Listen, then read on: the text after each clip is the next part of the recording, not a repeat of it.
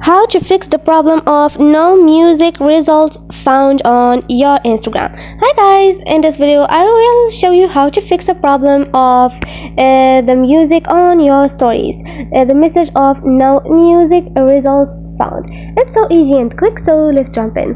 First thing, go to your setting and go to your apps. Now click on manage apps and choose Instagram, and all you need to do is clear cache.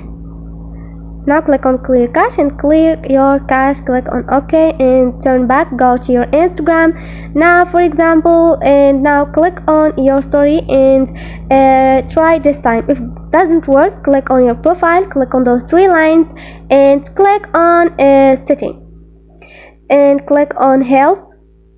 Click on report a problem,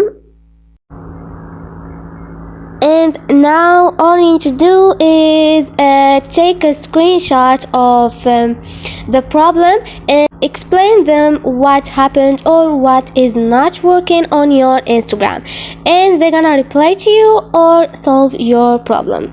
And this is it, guys. Hope this video was helpful to you, and if you liked the video, don't forget to subscribe and like.